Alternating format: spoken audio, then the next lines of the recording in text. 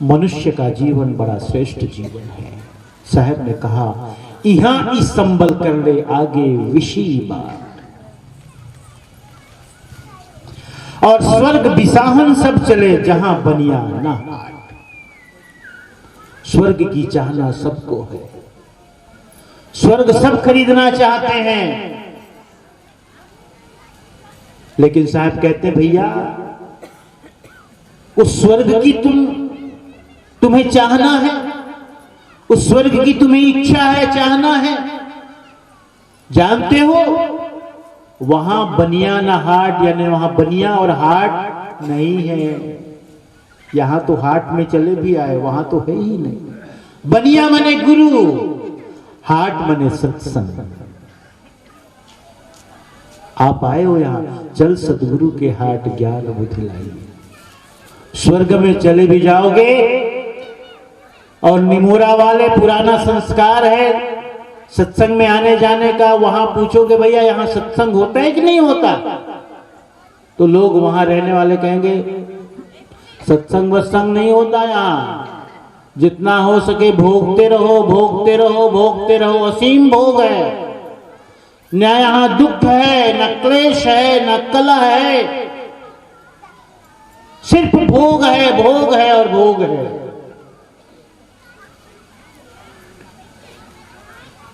तो ये मत समझना कि स्वर्ग का जीवन कोई श्रेष्ठ जीवन है। सबसे श्रेष्ठ जीवन है तो मनुष्य का जीवन है, क्योंकि देवताओं का जीवन भी भोगमय है।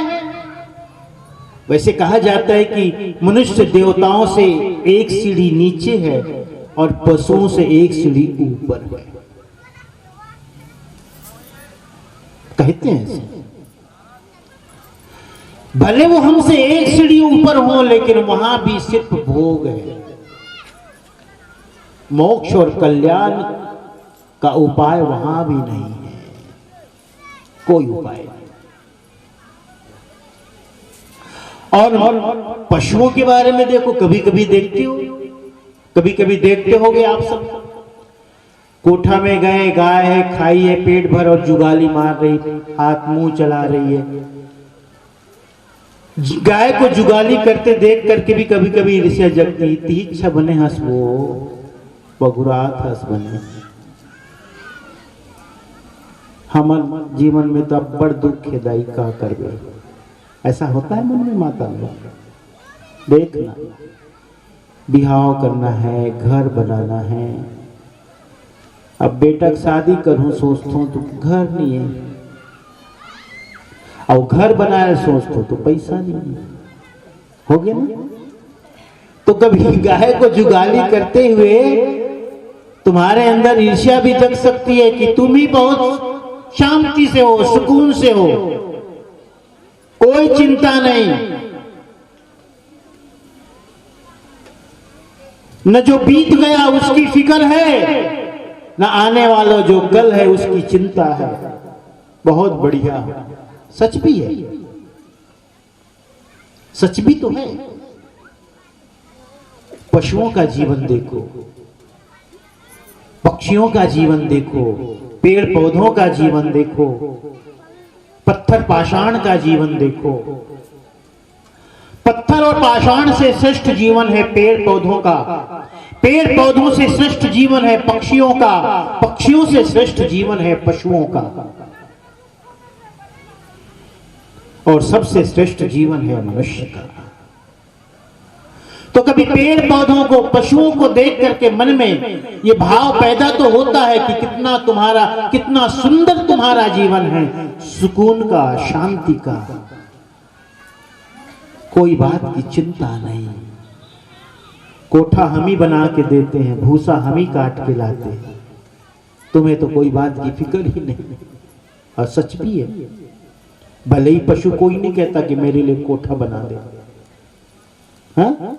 नहीं, कभी नहीं कहते, लेकिन हम करते हैं इंतजाम उसका। तो देखकर तो मन में आएगा ही, मन में बात आएगी ही कि तुम कितने शांति और सुकून से हो। लेकिन शांति और सुकून से तो है जरूर, लेकिन उसके जीवन में कोई बड़ी उपलब्धि कभी भी नहीं हो सकती, कभी नहीं हो सकती, कभी नहीं। उस शांति में भी स्वतंत्रता नहीं है। अच्छा, मनुष्य जीवन में जो स्वतंत्रता है यही उसकी सबसे बड़ी बाधा भी है। ये स्वतंत्रता ही उसका सौभाग्य भी है और ये स्वतंत्रता उसका दुर्भाग्य भी है।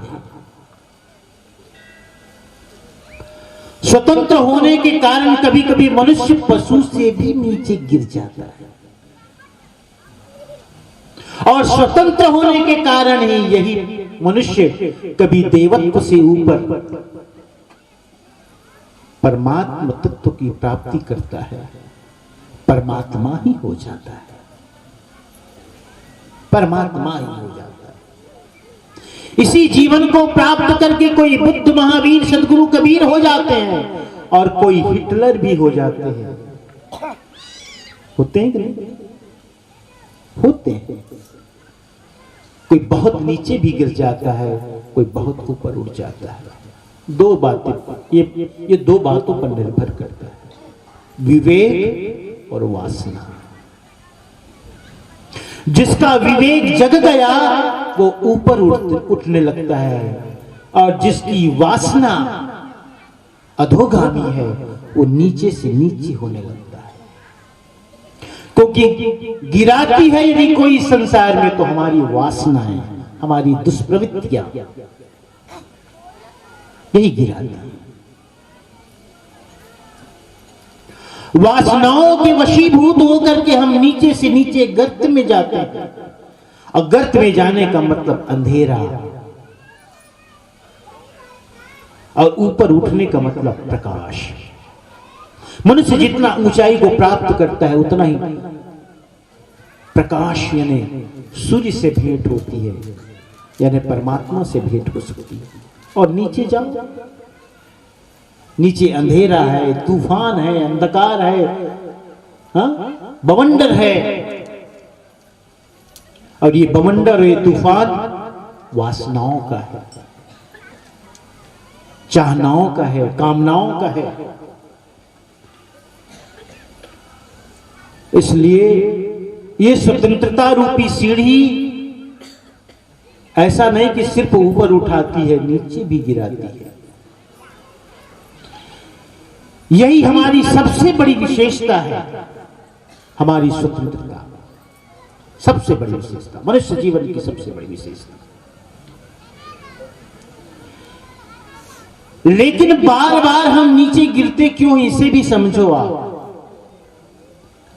मनुष्य बीच की स्थिति है, पशु नीचे और जो तीर्थंकर है, जो ज्ञानी है, जो बुद्ध पुरुष है, जो महापुरुष है, वे ऊपर है।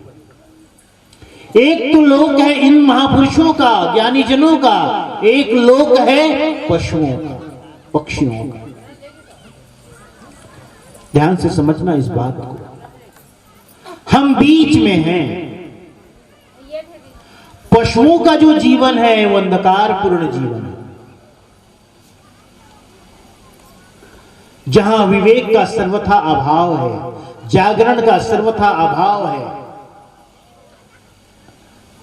लेकिन मनुष्य जीवन में हम आए हैं तो वहीं से आए हैं, चल करके आए हैं, पशु से आए हैं, पशुता से आए हैं। पशु जीवन का हमें अनुभव है और वहां क्या है वही बताया आपको, सुकून है, शांति है, मस्त रहो। लेकिन वो जीवन बेहोशी का है, वो जीवन मूर्छा का है। पशु का जीवन मूर्छा का जीवन है, लेकिन उस जीवन का अनुभव होने के कारण मनुष्य जीवन प्राप्त करके भी बार बार हम उधर ही जाना चाहते हैं और उधर ही जाने के लिए पीते हैं, खाते हैं। ये शराब पीना और कोई बात नहीं है। गहराई से विचार करो तो आप पाओगे पशु बनने का ही उपक्रम है, ये ढंग है। चलो एक बार और पशु हो जाए, क्योंकि पशुता में बड़ा आनंद है, क्योंकि बेहोशी का जीवन है, मूर्छा का जीवन है। हम पशु होना चाहते हैं। मादक पदार्थों का ग्रहण करना, लेना, चाहे शराब हो, चाहे अफीम हो, चाहे गांजा हो या भांग हो, एक ही मतलब है, हमें नहीं चाहिए बुद्धत्व, हमें नहीं चाहिए ज्ञानी बनना, हमें स्वीकार नहीं, क्योंकि जागरण है, जागना कठिन है, सोना आराम। जागना मतलब सचेत रहना, सावधान रहना, सोने में क्या सावधान। बार बार हम पशु लोक में जाने को जो इच्छा रखते हैं, उसके पीछे यही है कि हमें पशु जीवन का अनुभव है, और उस पशु लोक में जाने के लिए शराब का सेवन करते हैं, व्यसनों का सेवन करते हैं। लेकिन आप और हम में से ही कोई ऐसे भी होते हैं जो जान चुके हैं, जिनके अंदर ये बोध आ चुका है कि बहुत हो गया, देख लिया, अब मुझे पशु नहीं बनना। आप हैं वैसे, इसलिए आप जिज्ञासु हैं, इसलिए आप मुमुक्षु हैं, जो आप नकारते हो कि नहीं मुझे पशु नहीं बनना, मूर्छित जीवन नहीं जीना, बेहोशी का जीवन नहीं जीना, अब तो मुझे सदगुरु के चरण पकड़कर, सदगुरु की शरण पकड़ करके, विवेक को जागरण करके ऊपर उठना है। और ऊपर उठने की चाहना लेकर आप यहां आए हो। तो देवताओं का जो लोक है वह भी भोग लोक है, भोग है वहां। अब स्वर्ग के बारे में कहते हैं कि वहां तो सिर्फ सुख ही सुख है, दुख का तो नामोलेश नहीं है, कहते हैं। लेकिन आप विचार करो कि आपको निरंतर सुख मिलता ही रहे, तब भी आप उससे ऊब जाते हो। सच है कि नहीं? सच है।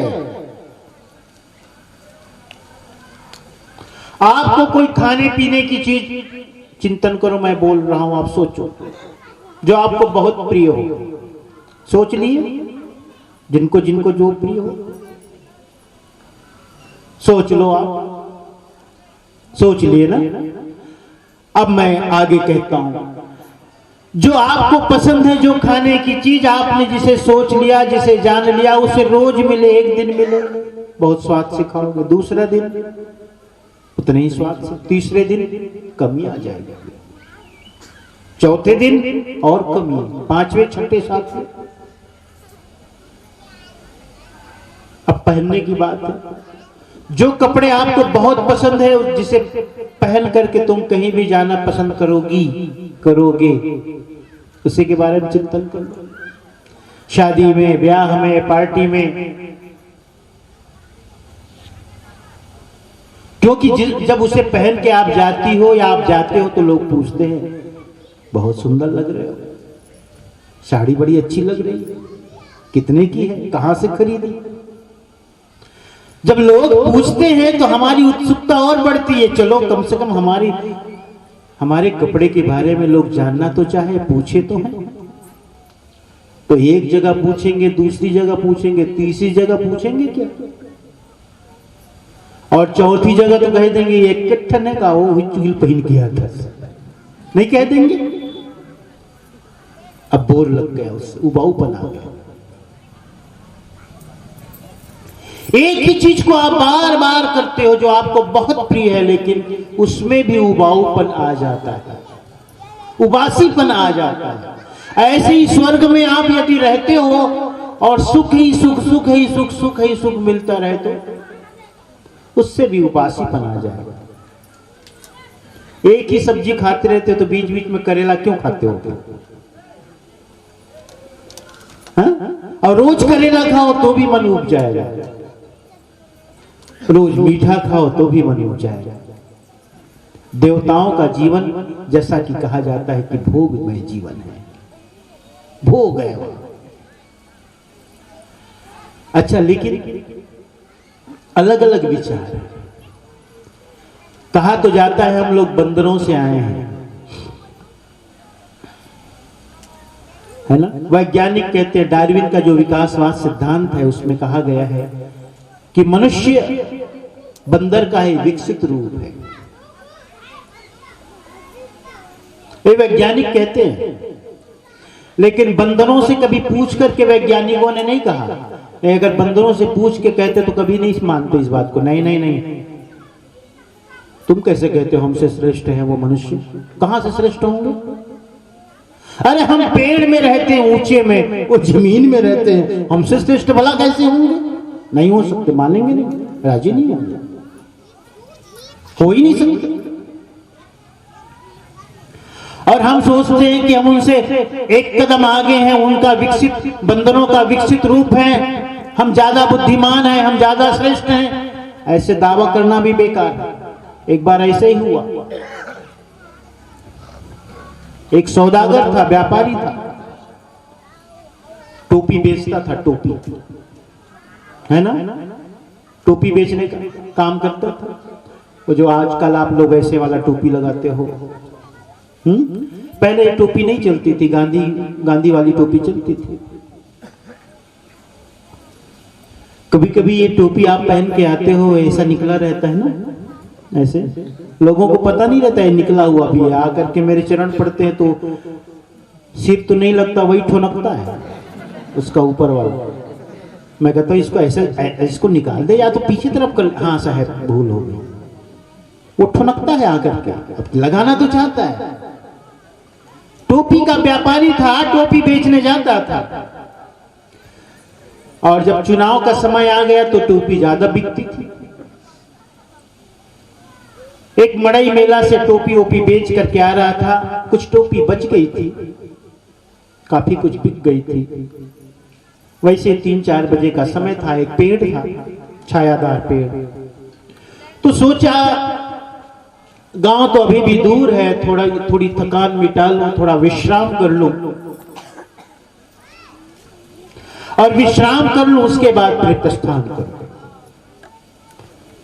2-3 बैग रखा था, एक बैग तो खाली हो गया, एक बैग था जिसमें कुछ टोपियां बाकी थी, उसे बंद करना भूल गया, नींद लग गई, बैठा, छायादार वृक्ष था, छाया पड़ी, हवा चली तो नींद आ गई। एक टोपी तो सिर में लगाया था स्वयं, और वो जो बैग था उसका भी, उसकी चेन खुली हुई थी। तो देखा, जब नींद खुली तो उसने देखा, अरे बैग खाली है, टोपियां कहां गई?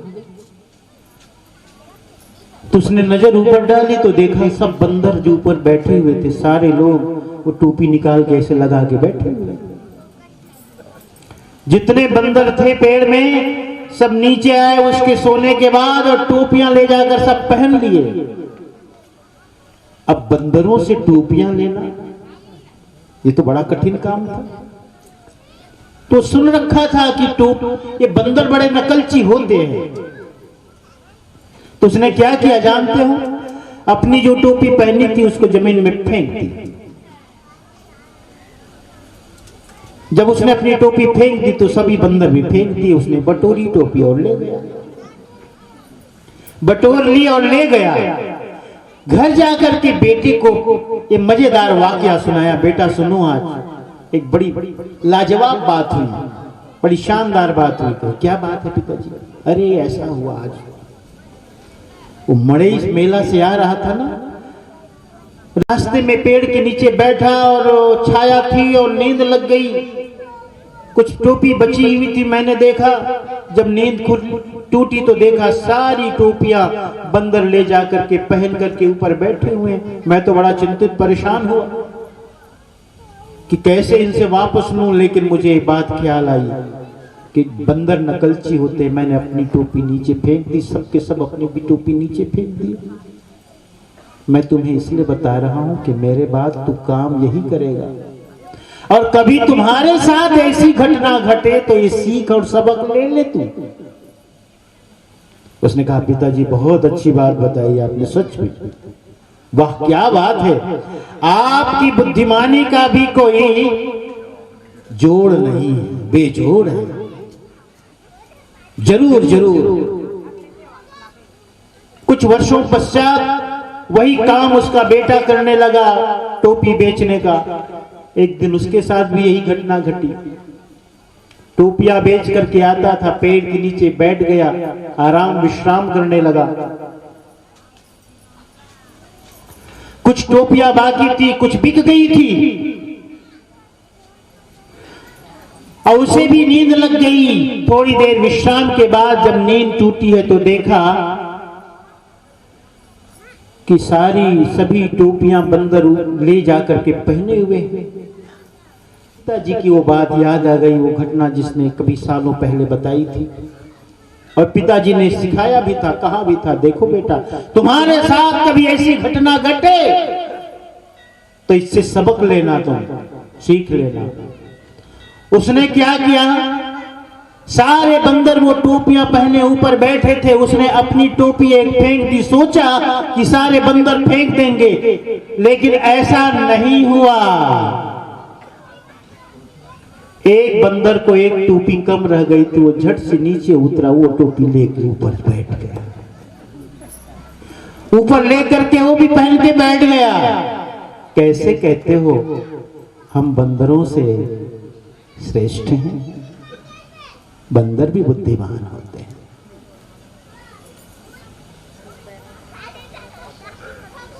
मनुष्य का जीवन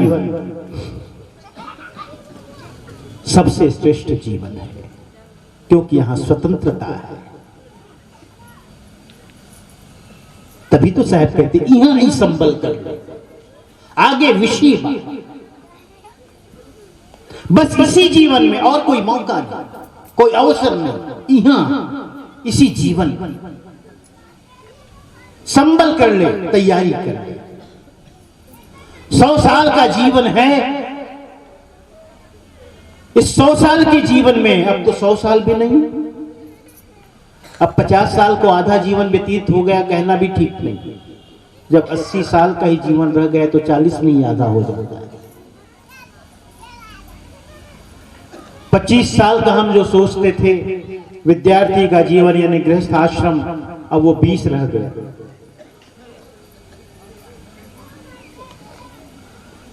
जो 80 वर्ष का हमारा समय है, उम्र है, इतने समय में ही हमें तैयारी करनी है। यहां ही संभल कर ले, आगे विषय बात बिल्कुल ध्यान से सुन ले तू अच्छी तरह से। आगे कहीं कोई मौका ही नहीं, कोई भूल चूक हो गई उसकी संभावना ही नहीं कि उसे तुम सुधार सको। बस जो है यही है, कोई संभावना नहीं, कहीं कोई संभावना नहीं। न स्वर्ग, न देवलोक में, न पशुलोक में, कहीं कोई संभावना नहीं। जो कुछ है यही है। कितना श्रेष्ठ जीवन है, विचार करो, कितना श्रेष्ठ जीवन।